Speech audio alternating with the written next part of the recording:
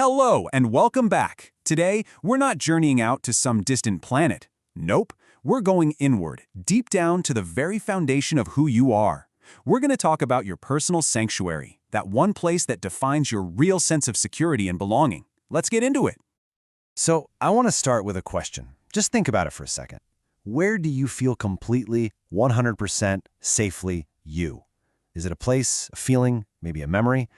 It's this universal hunt, right? This search for a spot where we can finally take off all the armor and just breathe.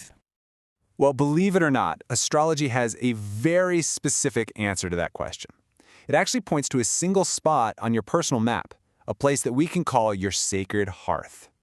That point is called the Imum Coeli, or just IC for short, and I love this metaphor for it, the hidden cave.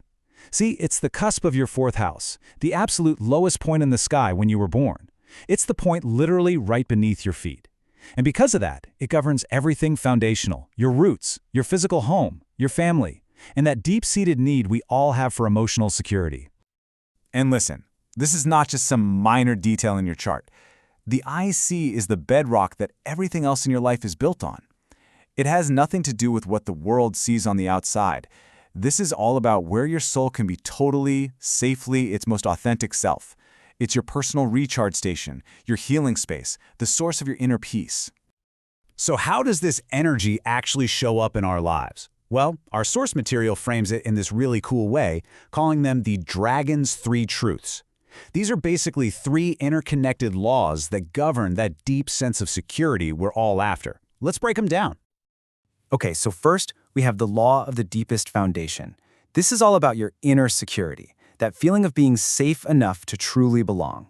Then there's the law of the private sanctuary, which is about your actual physical home, the kind of vibe you need to feel at peace. And third, we have the law of the root. This connects you to your past, your ancestry, your heritage. The main takeaway here is that these three things are all woven together. They have to work in harmony to create your personal sanctuary.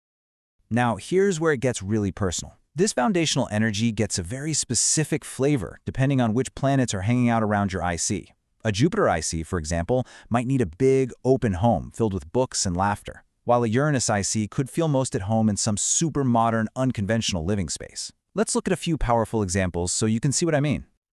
So what if you have the moon on your IC? While your home becomes this nurturing cave. The potential here is just beautiful. Profound domestic happiness, a deep sense of emotional security. It's an amazing energy for starting a family. But you have to be careful. The flip side is a tendency to get emotionally tangled up with family or become almost too sensitive to every little thing in your home environment. It's a real balancing act. Now let's talk about Venus. A Venus IC creates what we can call a beautiful hearth. This energy craves harmony, comfort, and just beauty. Its potential is incredible for creating a peaceful home, a sanctuary for creativity, and it can even help you attract wealth through your property. The caution here? It can lead to a bit of laziness, maybe overindulging in comfort, or getting so caught up in how things look that you forget about how they function.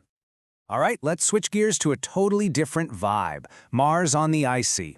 This creates the active base. It turns your home into a command center, a hub of productivity. It's fantastic if you work from home or have big renovation projects. It fuels your ambition from a really secure place. But, and this is a big but, if that fiery energy doesn't have a positive outlet, it can easily turn into arguments, conflict, and just general tension in the house. And finally, let's look at Saturn on the IC, which creates a structured foundation. This is the energy of permanence, of tradition, of setting down deep, solid roots. It is absolutely wonderful for building a multi-generational legacy and finding a real sense of stability. The potential downside, though, is that the home can start to feel cold or restrictive or even lonely.